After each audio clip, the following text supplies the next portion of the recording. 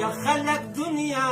اخلی زیار اخلم خلق دنیا اخلی زیار اخلم زیار بسردار دار اخلم زیار بسردار دار اخلم خلق دنیا